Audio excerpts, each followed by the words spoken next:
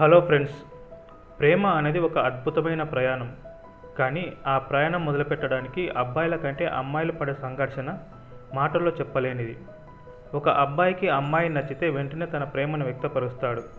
కానీ అదే ఒక అమ్మాయికి ఒక అబ్బాయి నచ్చితే నేనే ముందు వెళ్ళి మాట్లాడితే అతను ఏమనుకుంటాడో, నా క్యారెక్టర్ని చులకన చూస్తాడేమో, నన్ను తేలికగా తీసుకుంటాడేమో అని ఆమె పడే మదనం, వేదన అంతా ఇంతా కాదు.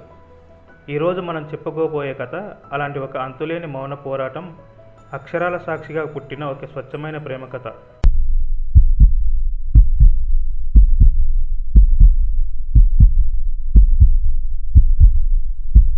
అది హైదరాబాద్ నగరంలోని ఒక లైబ్రరీ.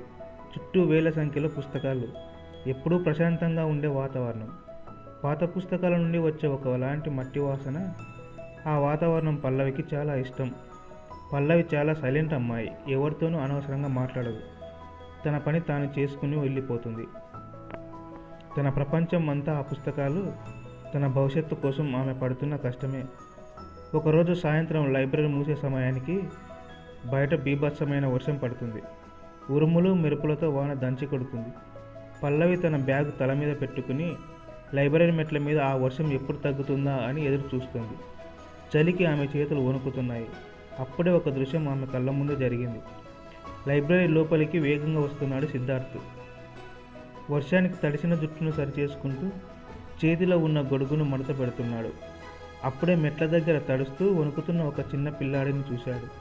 ఏమాత్రం ఆలోచించకుండా తన బ్యాగులోంచి ఒక టవల్ తీసి ఆ పిల్లాడికిచ్చి తన చేతిలో ఉన్న గొడుగును ఆ పిల్లాడి తల మీద పెట్టి ఎంతో ఆప్యాయంగా నవ్వాడు. ఆ చిరునవ్వు, ఆ క్షణంలో అతను చూపించిన జాలి పల్లవి మనసును బలంగా తాకింది. ప్రేమ అనేది మనిషి అందాన్ని చూసి కాదు, మనసును చూసి పుడుతుంది అనడానికి ఆ క్షణమే సాక్ష్యం. కానీ ఆ క్షణంలో తనకి తెలియదు, ఆ చిరునవ్వే తన రాబోయే రోజుల నిద్రను దూరం చేస్తుందని. ఆ మరుసటి రోజు నుండి పల్లవి లైబ్రరీకి వెళ్ళేది పుస్తకాలు చదువుకోవడానికి కాదు, సిద్ధార్థను చూడడానికి. రోజు అతను కూర్చుని టేబుల్కి కాస్త దూరంలో అతనికి కనిపించకుండా ఒక పుస్తకం అడ్డు పెట్టుకుని కూర్చునేది. సిద్ధార్థ్ ఎప్పుడూ ఒక పుస్తకంలో లీనమై ఉండేవాడు. అప్పుడప్పుడు అతను తల ఎత్తి చూసినప్పుడు పల్లవి కళ్ళు అనుకోకుండా అతనితో కలిసేవి. ఆ క్షణం ఆమె గుండె వేగం రెట్టింపు అయ్యేది. భయంతో వెంటనే చూపు తిప్పుకునేది. అలా రోజులు వారాలుగా మారాయి. వెళ్ళి మాట్లాడు పల్లవి, పరిచయం చేసుకో. ఇలా దూరం నుండి చూస్తే ఏమొస్తుంది, నీకు సరిపోయేవాడు అతనే అని మనసు తొందర పెడుతుంది. కానీ సమాజం ఆమె మెదడులో నింపిన భయాలు ఆమెను అడుగు ముందుకు వేయనీయడం లేదు.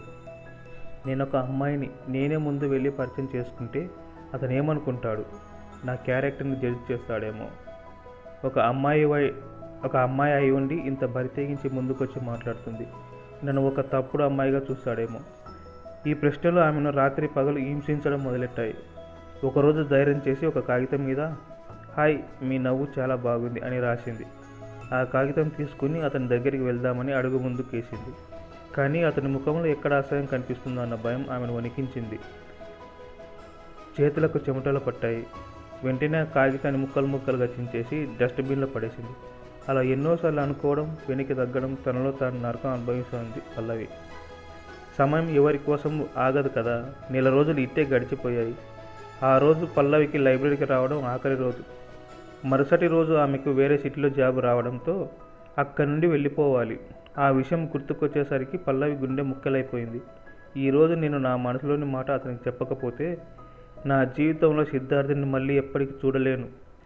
ఈ మౌనంతోనే నా జీవితం ముగిసిపోతుంది అని ఆమెకు అర్థమైంది. సాయంత్రం 6 గంటలు అవుతుంది. లైబ్రరీ మూసే సమయం ఆసన్నమైంది. సిద్ధార్థ తన పుస్తకాలను బ్యాగులో సర్దుకుంటున్నాడు. పల్లవికి ఊపిరి ఆడటం లేదు. సమయం చేజారిపోతుంది. ఇక ఆమెలో ఏమాత్రం ఆలోచించే శక్తి లేదు. పక్కనే ఉన్న ఒక పేపర్ తీసుకుని కన్నీళ్ళు ఆ పేపర్ మీద పడుతుండగా వేగంగా ఇలా రాసింది. మీరు నాకు చాలా ఇష్టం. మొదటి రోజు వర్షంలో మిమ్మల్ని చూసినప్పటి నుండి నా మనసు నా దగ్గర లేదు. ఒక అమ్మాయిగా ముందు నేనే ఈ మాట చెప్తే నన్ను చులకనగా చూస్తారేమో, నా క్యారెక్టర్ని తప్పుగా అనుకుంటారేమో అన్న భయం ఇన్నాళ్ళు నా గొంతు నొక్కేసింది. కానీ రేపటి నుండి నేను ఈ ఊళ్ళో ఉండను. మీరు నన్ను అసహించుకున్నా సరే. ఈ ఒక్క నిజం మీకు చెప్పకపోతే నేను బతకలేను. ఇది నా నెంబర్ అని రాసి ఆ కాగితాన్ని మడత పెట్టింది. అప్పటికే సిద్ధార్థ్ లైబ్రరీ గేటు దాటి బయటికి నడుస్తున్నాడు. పల్లవి తన బ్యాగ్ అక్కడే వదిలేసి పిచ్చి పట్టిన దానిలో లైబ్రరీ మెట్లు దిగి పరిగెత్తింది. బయట రద్దీగా ఉన్న రోడ్డు. వెళ్తున్న సిద్ధార్థను వెనుక నుండి వెళ్ళి అతని భుజం పట్టుకుని ఆపింది. ఒక్కసారిగా వెనక్కి తిరిగిన సిద్ధార్థ్ ఆయాసపడుతూ కళ్ళ నిండా నీళ్లతో వణుకుతున్న పల్లవిని చూసి ఆశ్చర్యపోయాడు. పల్లవికి నోట మాట రాలేదు. ఏడుపు తన్నుకొస్తుంది. చేతులు వణుకుతున్నాయి. భయంతో కిందికి చూస్తూ తన చేతిలో ఉన్న కాగితాన్ని సిద్ధార్థ్ చేతిలో పెట్టింది. అతను ఆ కాగితం ఏంటో చూసే లోపలే పల్లవి వెనక్కి తిరిగి ట్రాఫిక్తో రద్దీగా ఉన్న రోడ్డు మీదకి పరిగెత్తింది. ఏడుస్తూనే ఆటో కోసం చేయి చాపి రోడ్డు పక్కన నిలబడింది.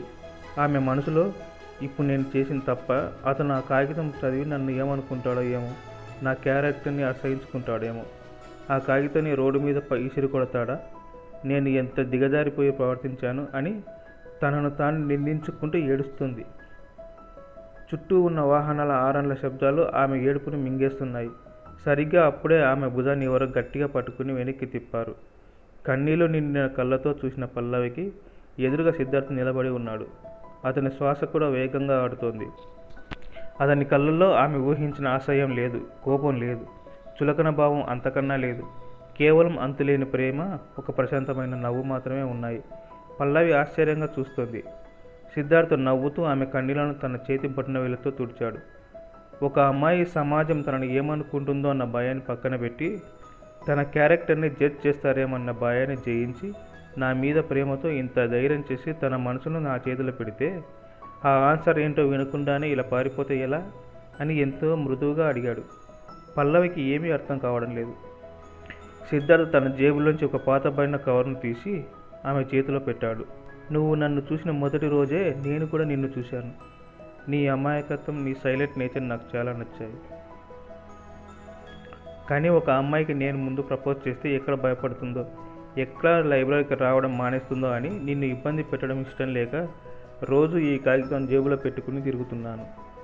ధైర్యం చేయలేకపోయాను. ఒక అబ్బాయిని అయి ఉండి నేను చేయలేని పని నువ్వు చేశావు ధైర్యం అని చెబుతూ ఆమె చేతులను తన 2 చేతుల్లోకి తీసుకున్నాడు. పల్లవికి ప్రాణం తిరిగి వచ్చినట్టయింది. సమాజం ఏమనుకుంటుందో అన్న భయం కన్నా తన ప్రేమ గెలిచిందన్న ఆనందం ఆమె కళ్ళల్లో కొత్త వెలుగును నింపింది. ఆ రద్దీ రోడ్డు మీద ఇద్దరు మౌన ప్రేమికులు తమ హృదయాల భాషను మాటల్లోకి మార్చుకుని ఒక కొత్త ప్రయాణానికి శ్రీకారం చుట్టారు.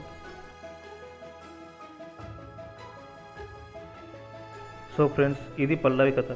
ప్రేమ నిజమైనప్పుడు, మనసులో ఎలాంటి కల్మషం లేనప్పుడు, ఈ సమాజం ఏమనుకుంటుంది అనే భయం మనల్ని వెనక్కి లాగకూడదు. అబ్బాయి అయినా అమ్మాయి అయినా ప్రేమను వ్యక్తపరచడానికి సమాన హక్కు ఉంటుంది. ఒక అమ్మాయి ధైర్యం చేస్తే అది క్యారెక్టర్ లేకపోవడం కాదు, అది ఆమె వ్యక్తిత్వానికి, ఆమె ప్రేమకు ఉన్న బలం అని అర్థం. పల్లవి చేసిన ఒక్క ధైర్యం ఈరోజు ఆమెకు ఒక అందమైన జీవితాన్ని కానుకగా ఇచ్చింది. ఈ కథ మీ గుండెల్ని తాకితే, మీ జీవితం కూడా ఇలాంటి ప్రేమ కథ ఉంటే కింద కామెంట్స్లో మాతో పంచుకోండి. ఈ వీడియోని షేర్ చేయండి, లైక్ చేయండి. ఇలాంటి మరిన్ని కథలతో మళ్ళీ మీ ముందుకు వస్తాను. అంతవరకు సెలవు. Keep loving.